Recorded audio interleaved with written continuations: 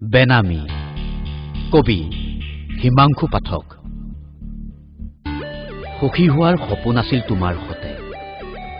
দুয়ো একেলগে বসন্তৰ চঞ্চল বতৰত প্ৰথম জাক বৰষুণত তিতি তিতি ভালপোৱাৰ সপোনবোৰ দুয়োৰে উঠত বুজি লম। তোমাৰ বাবে এতিয়া মই এটা শব্দহে মাথো, তাকো অস্তিত্বহীন। এতিয়া বুজিছো মোৰ হৃদয়ৰ কোনো মূল্য নাই তোমাৰ ওচৰত। পাৰিলে মোৰ মৃত্যুৰ দিনা এপাহি ফুল পঠিয়াবা, ৰঙা ৰঙৰ, য'ত সপোনে হাঁহিব, য'ত মোৰ মৰমবোৰে পোখালি মেলিব। মোৰ মৃত্যুত তুমি হাহাকাৰ নকৰিবা, নাকান্দিবা, কিয়নো মই যে অৱৰুদ্ধ প্ৰেমিক তোমাৰ।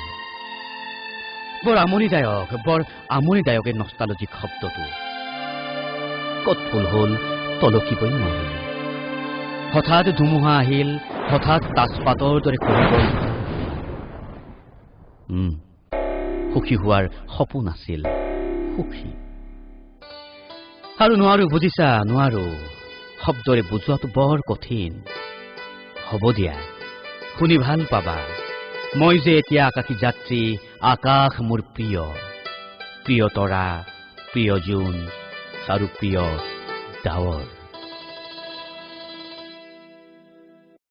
ভাল লাগে। কবি হিমাংশু পাঠক। আজিও স্মৃতি হৈ বুকুৰ কোনোবা চুকত তুমি সোমাই আছা, নাজানো কিয়। মাথো তুমি পলাশী দেৱী।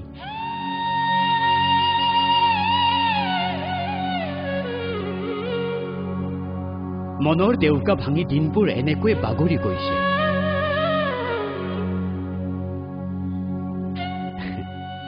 ভালপোৱাৰ বজাৰত তোমাক দৰদাম নকৰো দিয়া। তুমিনো কি কৰিবা? আজি আৰু বিশ্বাস নাই পলাশী দেৱী। দুখে খেদি ফুৰা মনৰ অনুভূতিবোৰ প্ৰকাশ কৰিবলৈ এবাৰ, মাথো এবাৰ তোমাৰ মুখামুখি হবলৈ বৰ মন যায়।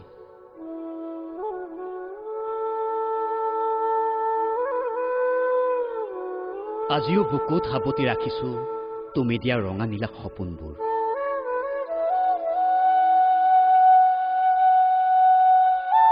মিছ পলাশী দেৱী, নিৰ্জন পথত দুখৰ বোজা তুলি দি তুমি কি পালা? কি পালা তুমি? কি পালা?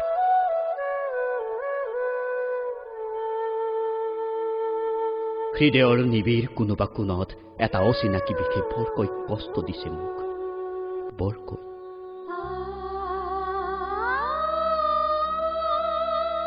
কি কম বা কি কৰিলে সুখী হবা তুমি? হৃদয়ত অসীম আশা লৈও তোমাৰ হৃদয়ৰ দুৱাৰ খুলিব নোৱাৰিলো মই। হৃদয়ৰ শূন্যতাবোৰ পূৰাবলৈ তোমাৰ অপেক্ষাত ৰৈ থাকো নামবিহীন এটা ষ্টেচনত। মিছ পলাশী দেৱী, অতীতে আজিও মোক শুব দিয়া নাই, কিয়নো তোমাৰ অপেক্ষাত ৰৈ আছো বিষাদ আছে কান্দি। তুমি নাই, আৰু নাই বাবে উজতি খাইছো যতে ততে। দিনৰ পিছত দিন, ছেকেণ্ডৰ পিছত ছেকেণ্ড, ঘণ্টাৰ পিছত ঘণ্টা ৰৈ আছো ভালপোৱাৰ গুৰুত্বপূৰ্ণ অধ্যায়ত। তুমি কৈছিলা তোমাৰ লগত গাঁঠিব খোজো ভালপোৱাৰ প্ৰতিটো নমুনা। মোৰ সন্মুখত থুনুকা জীৱনৰ তোমাৰ মিঠা হাঁহি। তুমি বাৰুকৈ কৈছিলা মোৰ মৌনতাক, হৃদয়ৰ যন্ত্ৰণাক তুমি দিব খোজা ভালপোৱা।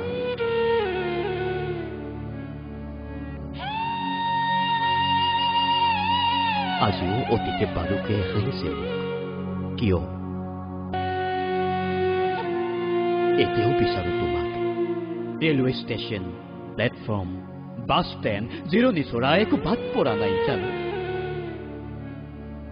এবাৰ উভতি চোৱা, এনেদৰে ঠিকনাবিহীন মই, ভিখাৰী মই, অঘৰী মই, অনাথ আজি মোৰ টাইটেল।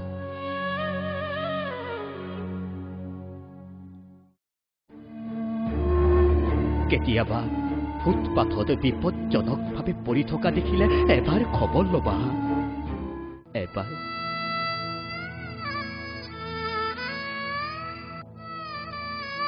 আজি ফুটপাথৰ ৰমেও মই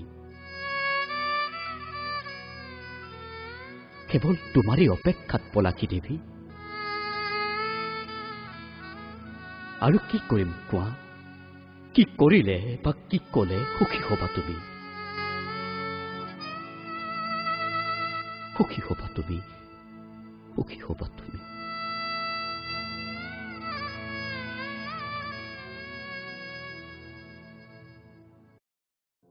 ধৃতৰাষ্ট্ৰ, কবি হিমাংশু পাঠক। ধৃতৰাষ্ট্ৰ ধুত কাম নাই। মহাভাৰতৰ গান্ধাৰী তোৰ মা, ধৃতৰাষ্ট্ৰ তোৰ বাপেৰ, আৰু মই নষ্ট ল'ৰা। মই নষ্ট ল'ৰা, এই কথা দুনিয়াই জানে। প্ৰতিদিনে মই মদ খাওঁ, মই মদাহী। তোৰ ঘৰৰ পদূলিত প্ৰায় হাল্লা কৰিছো, মজা লাগে। কি কৰিবি তই? কি কৰিব তোৰ ধৃতৰাষ্ট্ৰ দেউতাৰাই? কি কৰিব তোৰ গান্ধাৰী মায়ে? মই চুৰ কৰিছো দেউতাৰ জেপৰ পৰা টকা। বেচৰকাৰী স্কুলৰ প্ৰধান শিক্ষক দেউতাৰ উদং কৰিছো জেপ। লঘোণত আছে মা, লঘোণত আছে ভনী। আবে মই নষ্ট ল'ৰা বে, নষ্ট। অশ্লীল শব্দ মুখত লৈ হিটলাৰ হৈছো মই। বন্ধুৰ বাইকেৰে ষ্টাৰ্ণ দিছো যতে ততে, আৰু ৰাতি ৰাতি দুভাগত মাতাল হৈ ঘৰ সোমাইছো। ঐ নাখৰাণী, এবাৰতো ভাল পাওঁ বুলি ক। আৰে দিব নোৱাৰিব পাৰো তাজমহল উপহাৰ, মহব্বত দানটো কৰিব পাৰে। জিলেলে জিলেলে গানেৰে উপচাই দিম তোৰ হৃদয়। এণ্ড্ৰইড মোবাইল নতুবা গেলাক্সি দিব পাৰো। প্লিজ ফৰ্ট আইকন নুখুজিবি। চিনেমেক্সত ছানী লিয়নৰ ফিল্ম দেখুৱাব পাৰো, আৰু বহুত কিবা কিবি। মন গলে আহিবি, দেখিবি চাল্লা মোৰ দৰে মদাহী প্ৰেমিকৰ দৰদ কিমান। নেউলমোৱা তোৰ দেউতাৰাক জনাই থবি। এটিকিং কৰিব কিমান মুখ, কিমান পাতিব ৰাইজমেল নামঘৰত। সকীয়াই থবি, কেতিয়াবা মন যাব মুখত কলা চাই সানিম সেইটো নামঘৰত। ভিনেৰাক কবি তোৰ প্ৰেমিক কিমান ভয়াতুৰ নহয়। সময় উলিয়াই তেওঁক তেওঁৰ লাইফৰ চাৰ্টিফিকেটখন চাব কবি। চালা নিধক বহুবল কি সঁচা প্ৰেমৰ স্পীড ব্ৰেকাৰ। এটা কথা ঠিক, চালা জিভাই নুখুৰা হল যে। এটা কথা ঠিক, কোৰঘালি কিন্তু বেলেগ। সি বুজে সঁচা ভাল পোৱা কি, প্ৰেমিকৰ দৰদ কিমান। দেউতাৰাক কবি হঠাৎ পলুৱাই আনিম তোক। মাৰাকো কবি দৰাৰ দহিয়া গুঠিবলৈ, আৰু অমৃত পৰি তোৰ ভিনেৰাকো কবি যতে পাওঁ তাতে কাটিম। চাল মুঠ কথা পহিলা মাঘতে তোক বিয়া পতাটো খাটাং। মহাভাৰতৰ গান্ধাৰী আৰু ধৃতৰাষ্ট্ৰৰ জোঁৱাই হোৱাটো খাটাং।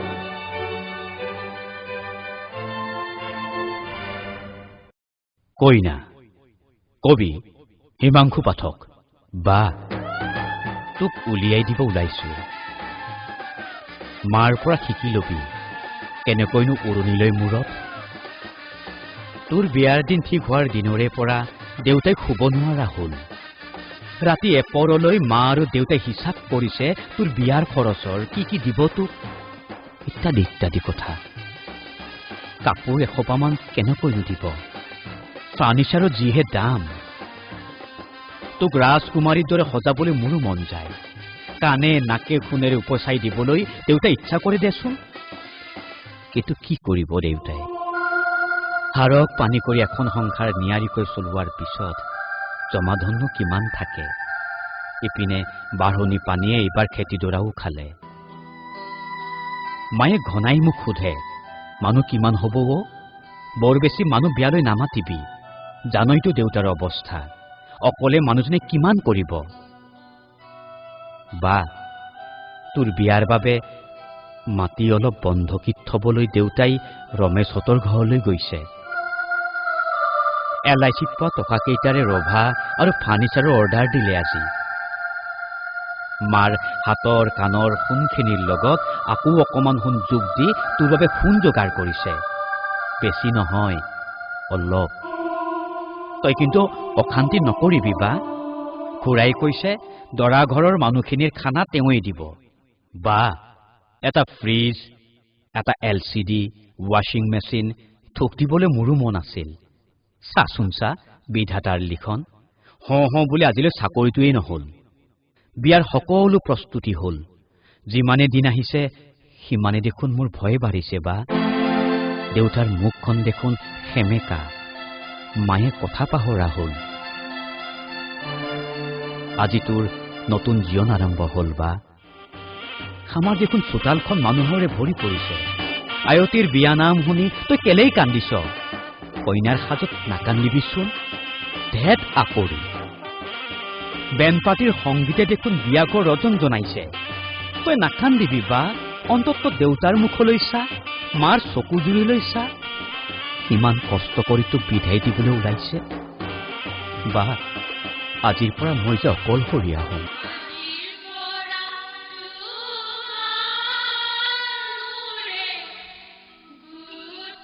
তই ভাবিছোনে এবাৰ তোৰ লগতে ধেমালি কৰিছিলো, তোৰ ভাতৰ পাতৰ পৰা যে মই মাছ চুৰি কৰিছিলো, ধুই থোৱা কাপোৰবোৰ পিন্ধি লেতেৰা হলে যে তোৰ গালৈ দলিয়াই দিছিলো, বা এযোৰ কাপোৰ ধুই থবি। যেতিয়াই তেতিয়াই বকি থাকো বুলি তই যে গালি পাৰিছিলি বা। অ বা, তই নাথাকিলে মই কেনেকৈ কবিতা লিখিম ক? তই দেখোন শিকাইছিলি কবিতা লিখিবলৈ। এইটো ভাল হৈছে, এইটো সলনি কৰ বুলি তইয়েতো মোক ধমকি দিছিলি। তোৰ অনুপ্ৰেৰণাতে লিখিছিলো কবিতা, আৰু আজি তইয়েই এটা কবিতা হলি। যা বা, উৰণি লবলৈ শিকিলি যেতিয়া নতুন ঘৰখনত হাঁহি মাতি থাকিবি। আখৈ তুলিছো তোৰ নামত মই, সুখী হ, সুখী হ, সুখী হ। তই উলিয়াই দিবলৈ বৰ কষ্ট পাইছো বা। তই যাবি খুব, এইষাৰ কথা মই বিশ্বাস কৰিব নোৱাৰো বা। সমস্ত দেৱতাক সাক্ষী কৰি তোক বিদায় দিলো, অচিনাকি হৃদয় এখনৰ লগত। আমি থাকিম দে, তই ভালকৈ থাকিবি, সময় উলিয়াই আমাৰ খবৰ লবি। হ'ব দে, যা যা, তোৰ জীৱন সুখৰ হওক। উৰণি লবলৈ শিকিলি যেতিয়া, সেইখন উৰণিৰে দুখন গাঁৱৰ সন্মান ৰাখিবি বা।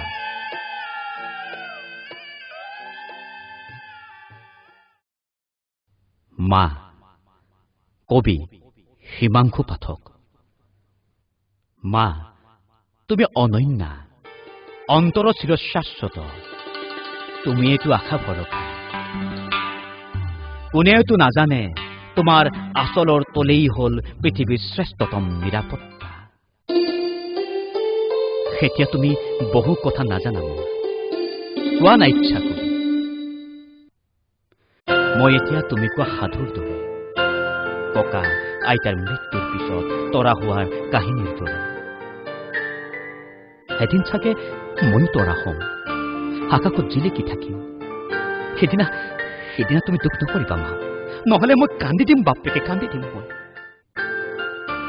মা, তোমালোকে বিচৰা মতে মই পঢ়িছিলো, ভাল ৰিজাল্ট কৰিছিলো, সকলোবোৰ ঠিকে আছিল।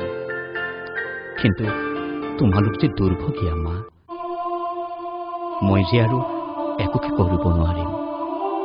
এদিন নিষ্ঠুৰ নিয়তিয়ে তোমাৰ বুকু উদম কৰিব মা। মোৰ ইমানবোৰ কথা তোমালোকে লুকুৱাই ৰাখিছিলা কিয় মা? ভাবিছিলা চাগে মই ভাঙি পৰিম, দুখ কৰিম, কান্দিম, চিঞৰিম, বলিয়া হ'ম। মা, মই জানো মই মৰি থাকিম কেতিয়াবা, হঠাৎ মৰি থাকিম।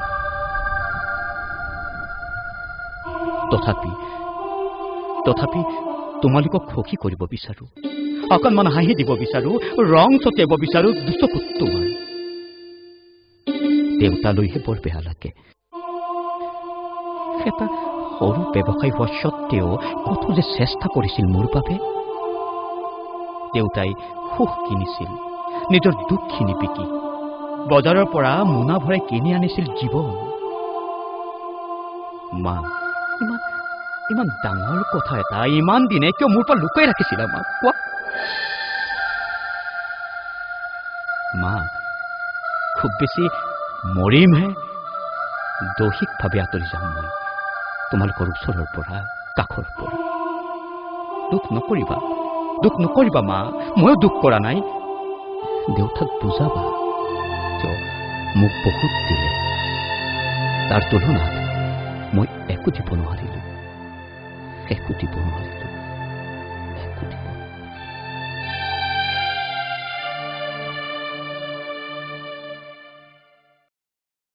প্ৰতিশ্ৰুতি।